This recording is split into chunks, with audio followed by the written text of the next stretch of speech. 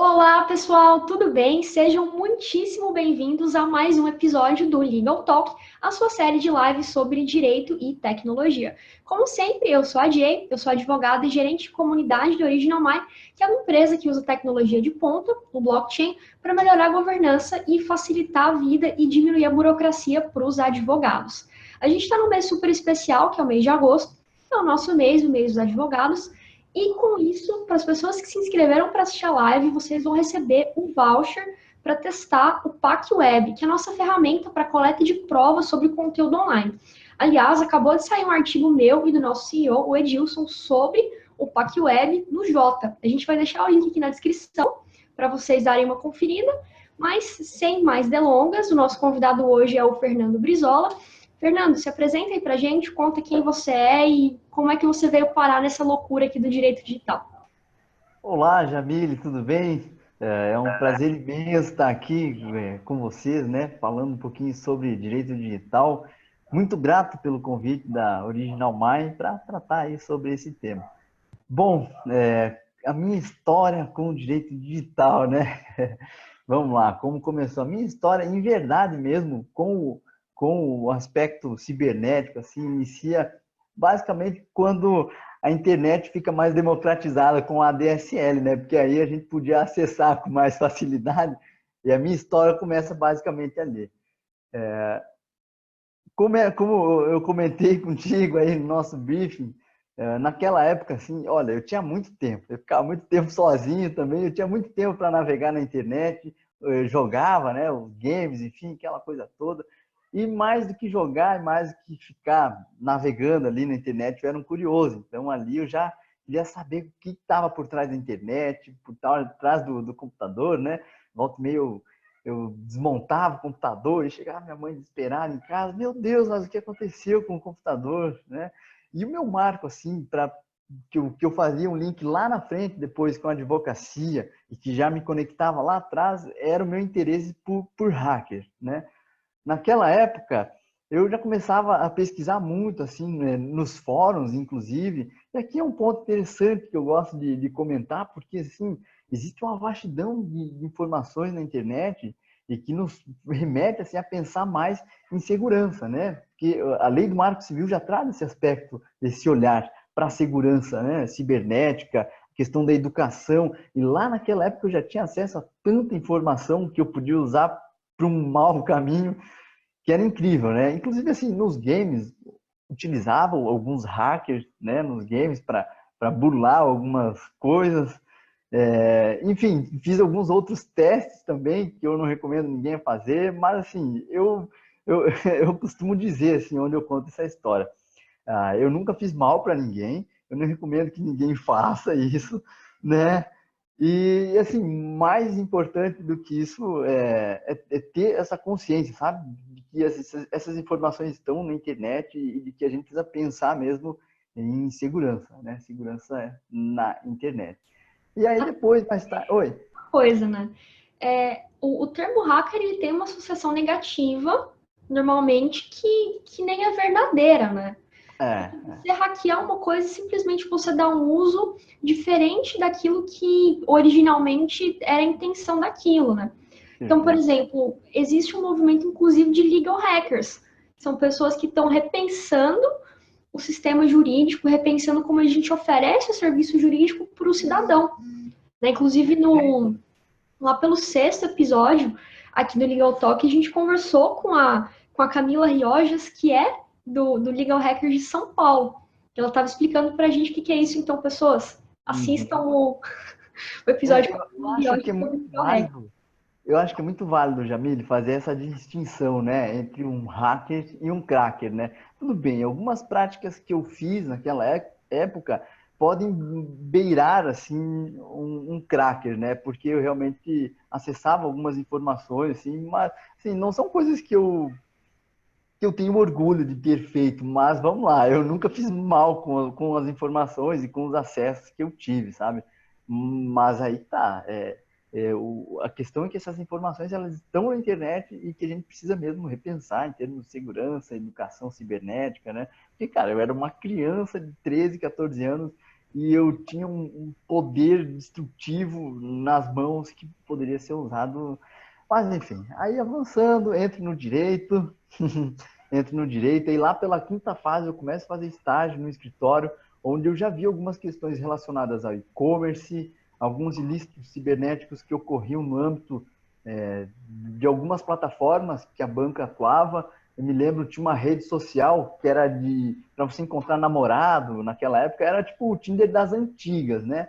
E ali eu já via muito essa questão assim do perfil falso, de alguém querer sacanear o outro.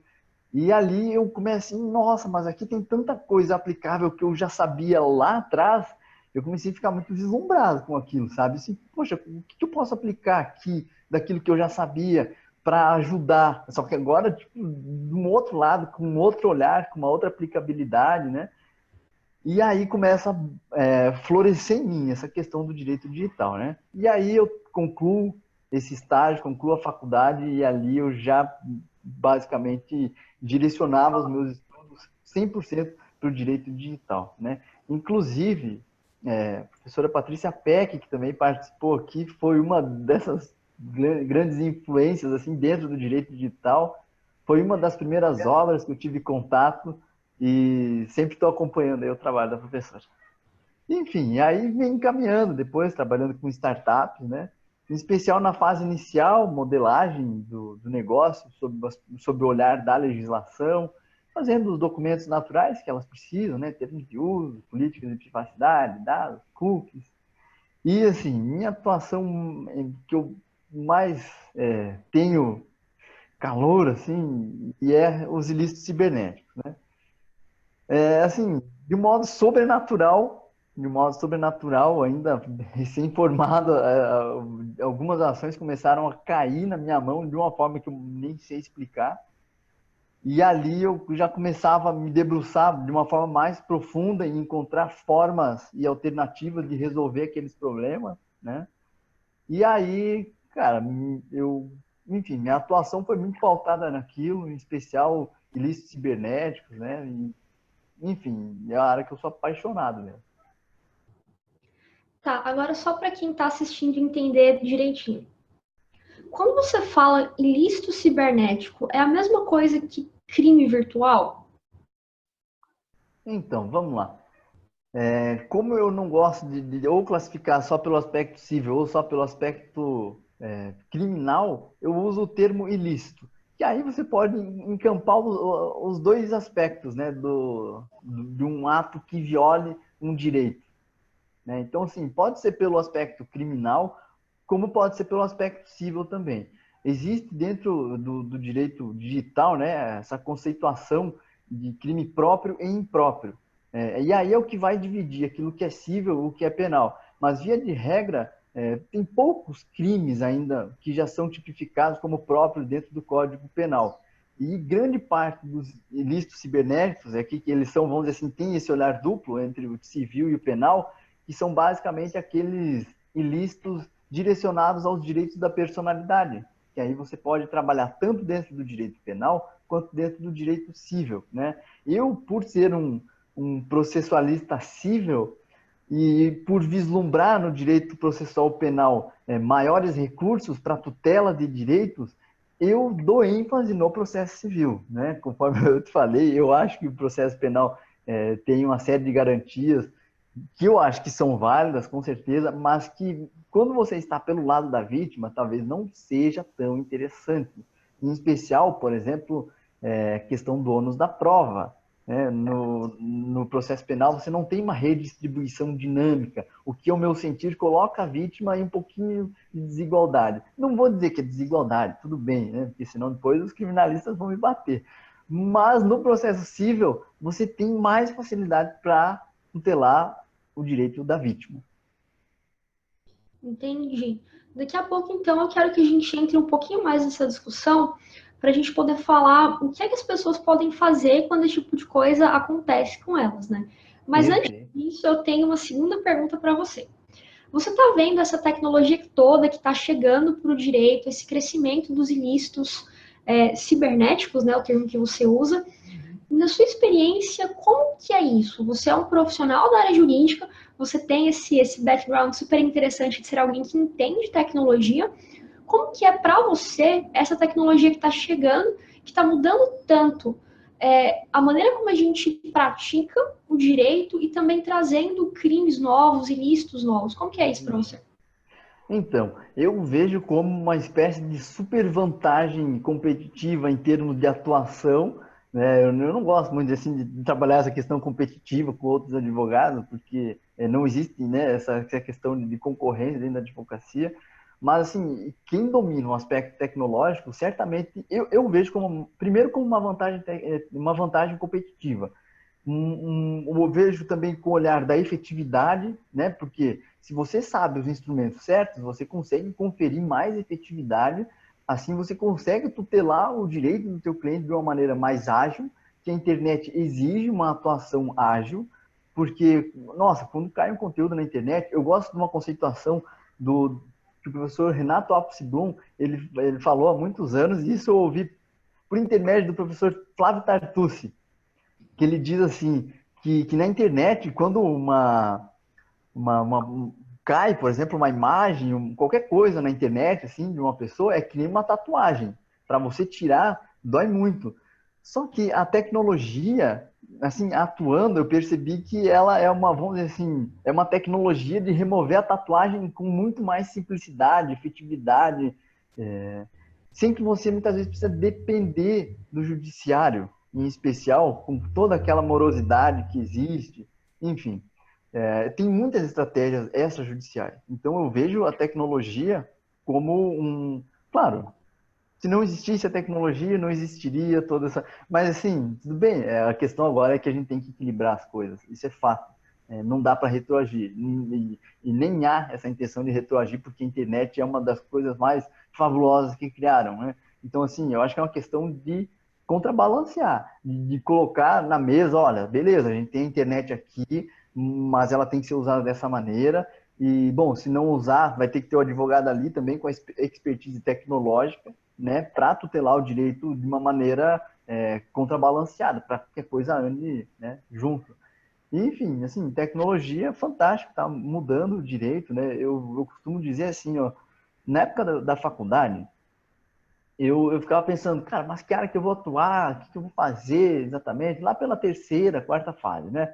E aí, eu lembro que eu passava por dois escritórios.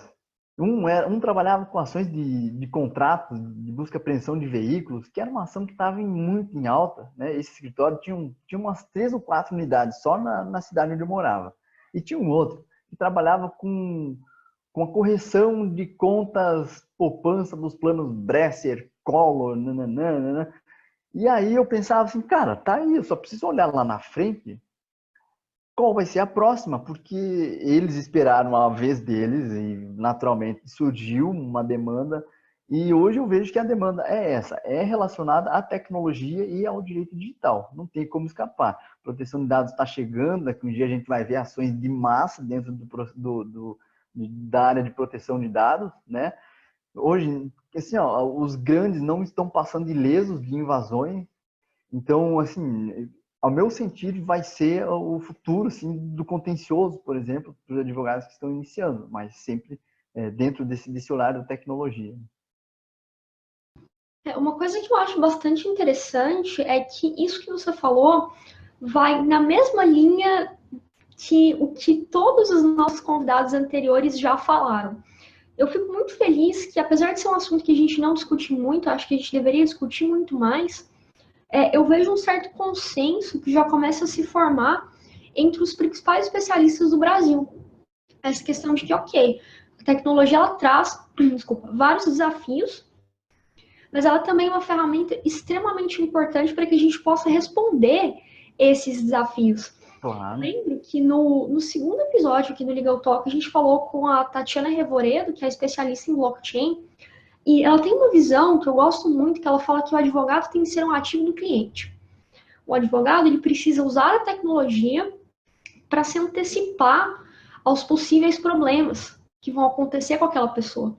Então, o direito, ele não é mais só uma coisa reativa. Eu tive um problema, eu vou lá e uso o direito para resolver. Não.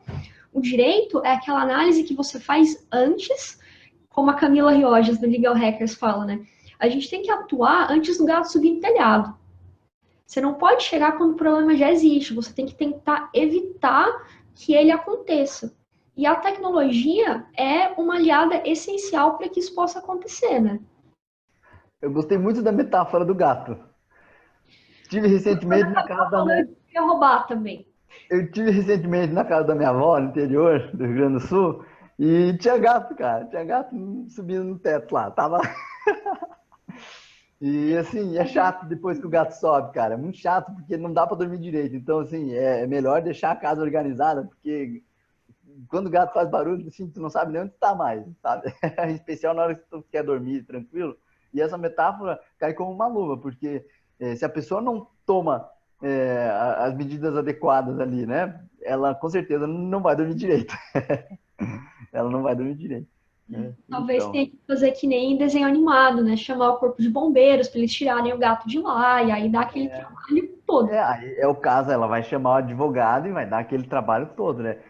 E assim, ó, eu vejo o direito digital tem muito desafio que é muita novidade, né? Eu acho às vezes que vai vir uma coisa repetida, mas não, sempre vem uma novidade, entendeu? Então a gente sempre tem que queimar a mufa, como se diz, né?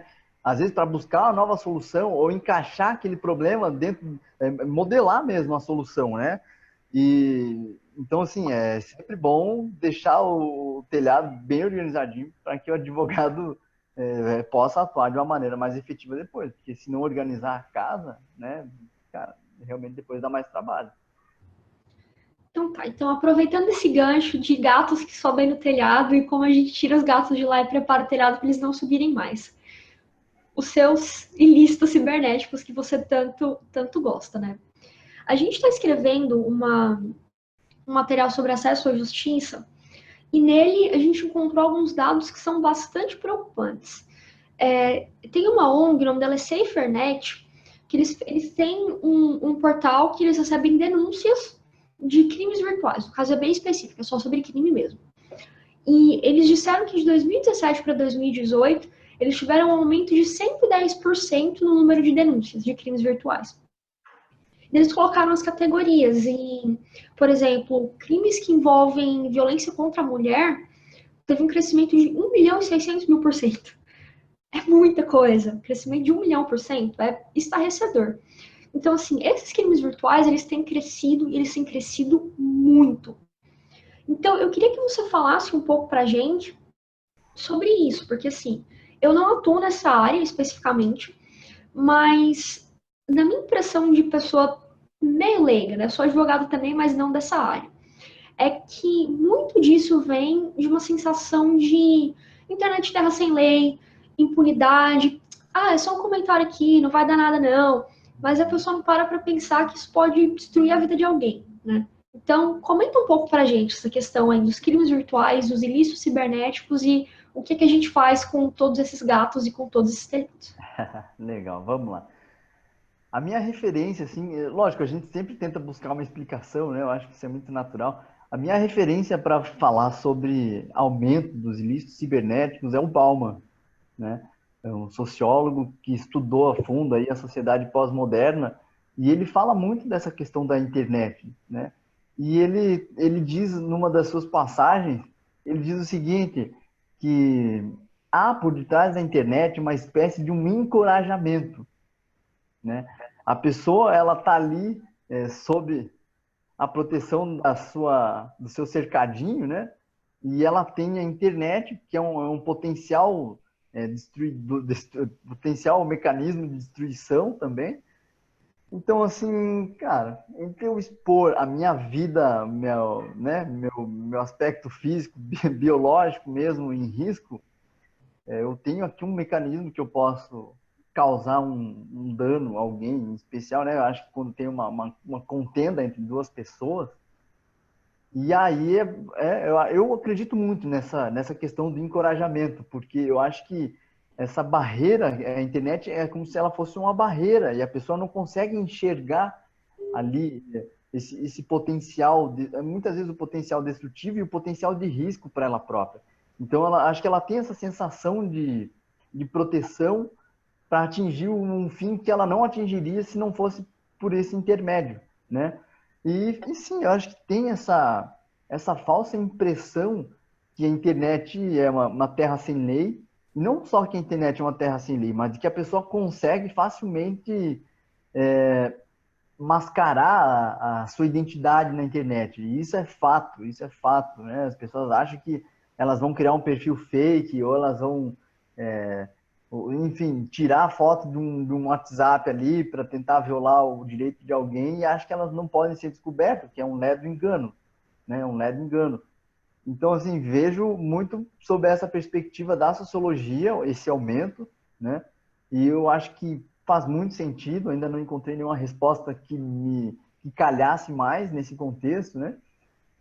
E, assim, essa questão do aumento, assim, a gente até poderia fazer um contraponto com a violência doméstica, né? Que tem um número bastante grande também, e trazendo isso para o mundo virtual, isso acaba se repetindo, porque desses números que você falou, 80% dos ilícitos cibernéticos são cometidos contra mulheres, em especial contra os direitos da personalidade, né? Seja por intermédio da extorsão ou da própria divulgação de imagens íntimas, né? O sexting, enfim. Vejo por esse lado, né? E qual era a pergunta final que tu comentou, perdão? Eu acho que a pergunta final era sobre gatos e telhados, mas Ah, bom, assim, a questão de como a gente tirar os gatos e resolver, né? Cara, assim, vamos lá.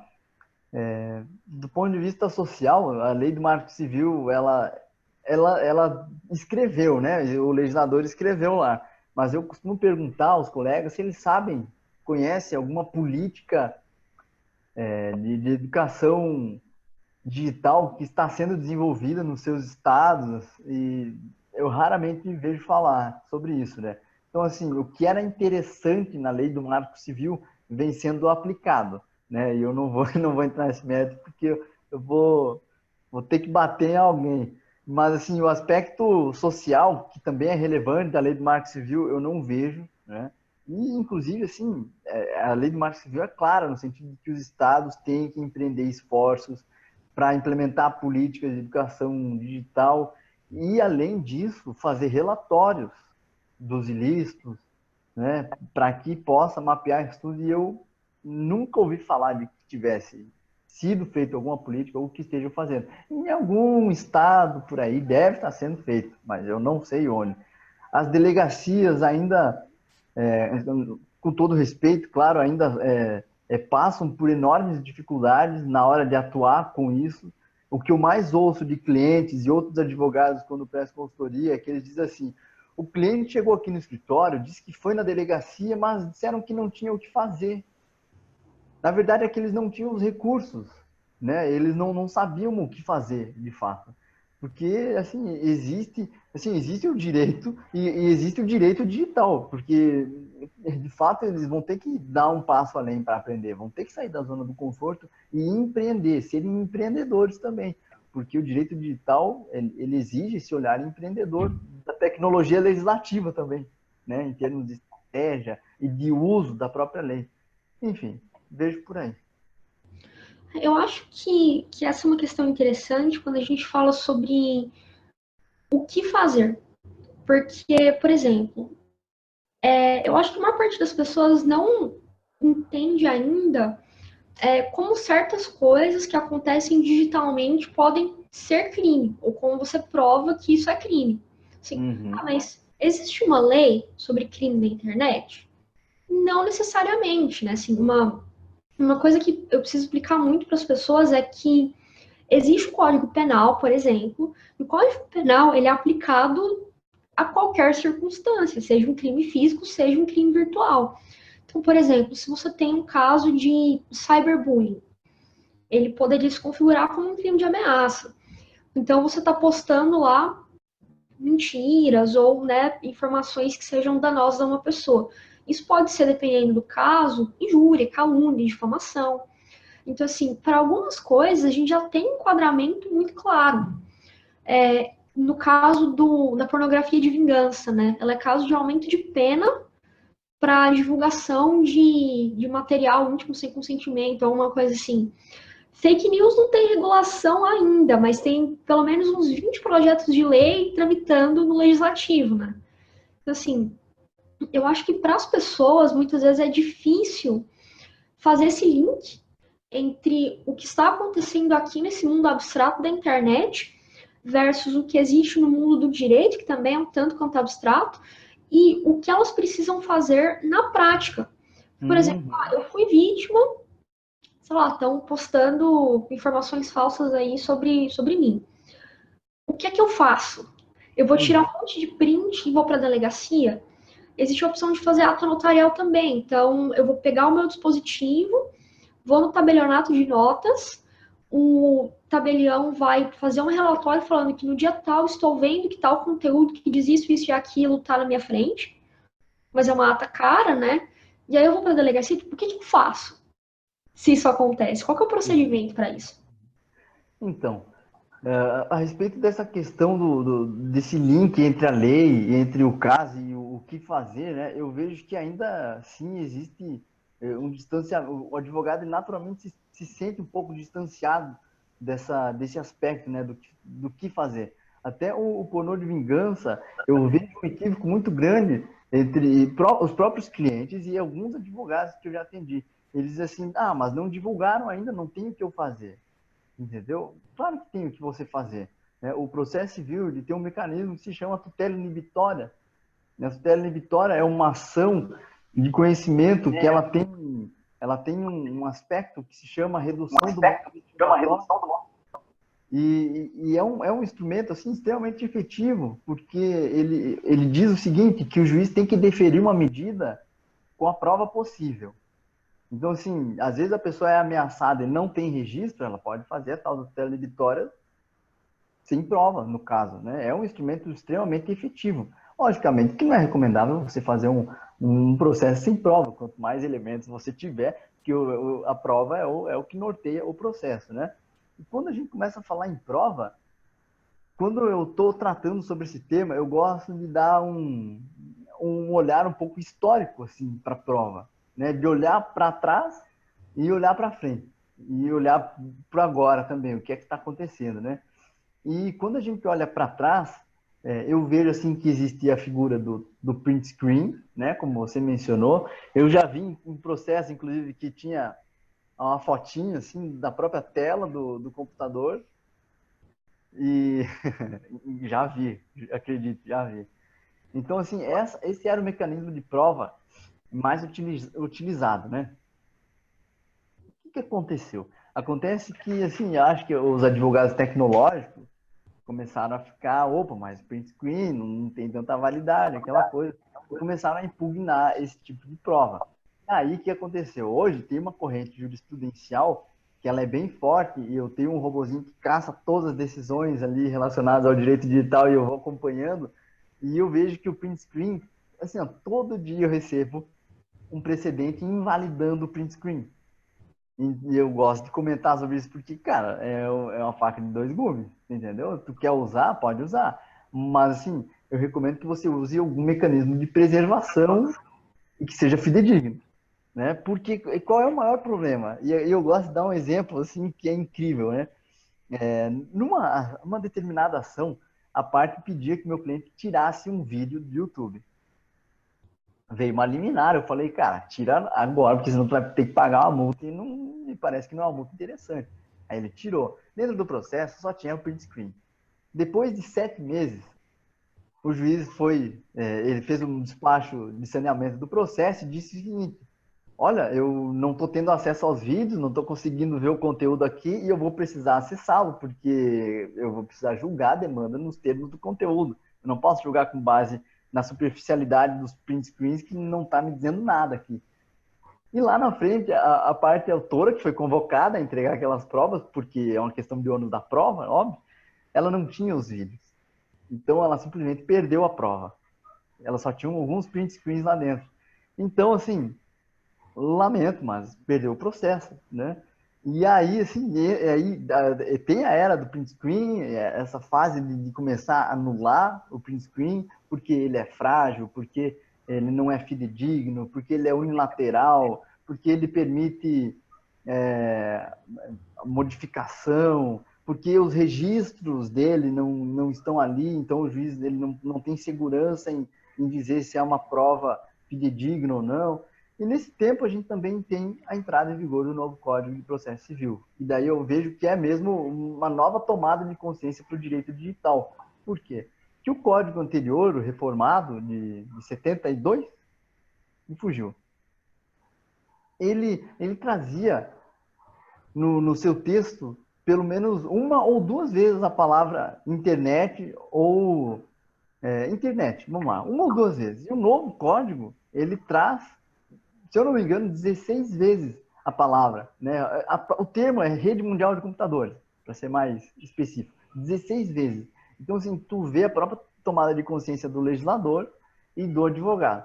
E aí, o que eu começo a perceber? Eu começo a perceber que a gente entra nessa fase de preocupação com a formalidade da prova, né? E o CPC, ele traz o seguinte, você pode usar a tela do computador, mas se ela for impugnada, você vai ter que certificar essa prova. Você tem duas formas de certificar ela, a princípio, até então, né? Pelo olhar do Código de Processo Civil era, você apresenta aquela prova em juízo, né? Na fonte. No caso daquele vídeo, ela teria que trazer o vídeo na fonte, mas não existia mais, né? Ou a parte tinha que certificar a prova, ou apresenta ou certifica. Mas se e tem um aspecto que eu acho extremamente relevante, é o seguinte, pensa comigo, se ocorrer um ilícito na internet, alguém teve o seu direito violado, tu não quer que aquilo fique na internet. Então, se tu inicia um processo, de imediato tu vai pedir a remoção daquilo. Então, tu já tem que sair para o jogo com a prova preservada. Tu não pode esperar que ela seja impugnada, tu não pode esperar que a parte adversa venha e concorde, não, essa prova tá boa. Né? Porque se a parte adversa ela tem mais é que defender o direito do cliente dela. Se tem um print screen ali e o advogado ele olha, mas será que isso aqui tá certo? Ele vai impugnar, ele vai aproveitar a oportunidade que o Código de Processo Civil confere a ele. Né? E aí a ata notarial passa a ser, então, a figura mais queridinha dos magistrados, né, durante esse período. E aí eu diria que é um contexto assim atual, mas que é um contexto em transição, né, porque justamente pelo que tu falou, a ata notarial é cara, quando você fala para o cliente, ele já olha assim, vixe, né, e assim, para o próprio advogado, eu costumo dizer assim nos workshops que eu faço, ou em qualquer evento de direito digital, que assim, não é só uma questão processual, é uma questão da relação do cliente e do advogado. Por quê? Porque existe uma obrigação do advogado orientar o cliente no aspecto da prova. Né? O advogado tem que, no mínimo, dizer, olha, isso é uma prova cibernética, ela tem que ser preservada. Ele tem que constar isso no próprio contrato de prestação de serviços. Quem vai ser o responsável por preservar essa prova? O cliente não quer fazer uma ata notarial. E aí, qual é a segurança que o advogado tem que daqui, sei lá, 6 meses, o juiz não vai intimar ele para certificar aquela prova? E quando ele ligar lá para o cliente dele, ó, eu preciso daquela prova. Não, mas meu celular quebrou, o WhatsApp, enfim, eu não consigo recuperar as conversas porque eu não tinha um plano para salvar, eu não conseguia salvar, enfim. E, enfim, aí a ata notarial, eu vejo assim, ela tem esse aspecto do difícil acesso, a questão de acesso à justiça, como tu mencionou antes, é fundamental também, né? Assim, grande parte das demandas no judiciário é por pessoas que não têm tantas condições assim, eu acho, pelo menos é o que eu vejo também, assim. E a ata notarial, ela, assim, para você conseguir o acesso gratuito à ata notarial, você tem que fazer uma ação para pedir justiça gratuita para você voltar no cartório e fazer uma ata notarial, o que é um absurdo, porque até você poder ajuizar o processo, cara, é aquela história, o conteúdo às vezes pode ter já, né? Enfim, eu vejo assim esse sendo como um contexto um pouquinho anterior, mas muito atual. E eu vejo assim como o futuro das provas no ambiente cibernético, o blockchain, né? Vejo como futuro. Então eu gosto de fazer esse contexto histórico, de olhar para trás como era, olhar o nosso passado muito próximo e talvez assim um pouquinho atual ainda, numa espécie de migração, né? Em que o juiz ele gosta muito da ata notarial, ele gosta, ele vê um documento que é público, ele está bem certificado, ele gosta, ele se sente seguro, né? Mas o blockchain já vem sendo muito bem aceito pelos juízes, né? Já tem diversos precedentes reconhecendo a sua validade, é um mecanismo de extrema segurança, né? E eu vejo como sendo o futuro das provas no ambiente digital, né? O advogado tendo mais acesso, às vezes ele pode até incluir aquilo nos honorários ali, para que não fique repassando esse custo para o cliente, que às vezes o cliente pode, mas sabe? E até porque, sim, o blockchain oferece um acesso a um valor bem democrático, né? Então, assim, eu vejo o blockchain como o futuro das provas aí no ambiente cibernético. Esse é o meu olhar sobre as provas. É assim, eu sou uma pessoa chata porque tudo que eu falo eu linko com acesso à justiça, né? Sempre, Uhum. todo dia, ninguém aguenta mais. E essa questão da coleta de provas, para mim, está muito relacionada com acesso à justiça também. Com certeza. Porque se a gente tem um crescimento tão grande assim, de ilícitos cibernéticos, de crimes virtuais, e é tão caro para você tomar providência, como é que você pode falar em justiça, né? A gente tem um relatório da ONU que fala que 5 bilhões de pessoas no planeta não têm acesso efetivo à justiça. Isso são 2/3 da população mundial. E quanto mais a tecnologia for avançando, a tendência é que para esses crimes cibernéticos isso aumente. Se as pessoas não tiverem ferramentas que elas possam realmente exercerem o direito delas, o que é que você vai fazer, né? Então, assim, a ferramenta que a Original My tem, que é o Pact Web, ela serve justamente para isso. Você vê que tem alguma coisa lá que você precisa produzir provas sobre isso, a gente tem um plugin. Esse plugin ele vai pegar tudo que está na página, vai fazer um relatório com tudo. Tanto é que é uma maneira de preservação também, né? Porque se Sim, depois a com certeza. pessoa deletar aquele conteúdo original, o relatório continua lá. Esse relatório, ele tem identificação e ele vai ser certificado em blockchain. Então, essa informação, ela não pode ser fraudada, ela não pode ser perdida, ela pode ser feita a qualquer hora, ela é super fácil, qualquer pessoa consegue fazer, e ela é muito, muito, muito, muito mais barata. Então, por quanto, sabe? Então, eu vejo isso como futuro. É o presente, acho que é um presente em transição, né? Mas realmente, para mim, é o futuro também. Eu vejo dessa mesma forma. Poxa, Fernando, então acho que o nosso papo foi ótimo, mas acho que a gente pode ir ficando por aqui. Considerações finais? Olha, eu quero agradecer o convite, né, da Original Mind para participar aqui, para falar sobre esses temas, né, tão interessantes. E, assim, é isso aí. O recado que eu diria para os colegas é: preservem a prova, pelo amor de Deus, cara. Porque, olha, evitem os perrengues. Quer saber por quê? Começa a acompanhar os precedentes, vai ver o que os nossos colegas estão cometendo aí de equívocos em relação às provas, né? Então, assim, preserve a prova. É o recado que eu tenho a dar. E mais uma vez agradeço o convite. Muito obrigado pelo convite. Sempre um prazer imenso estar falando sobre esses temas. Obrigadão. Aliás, depois, se você tiver algum link que você quer compartilhar com o pessoal, manda pra gente que a gente coloca na descrição do vídeo depois. Se tiver algum material interessante que você quer. Ah, tá. Qualquer link, material, entendi. A Tá, gente beleza. compartilha com o pessoal. Mas, Então tá Fernando, bom. então, obrigada, pessoal. Obrigado também por acompanharem esse episódio aqui. A gente fica por aqui. Até mais e até a próxima. Tchau, tchau.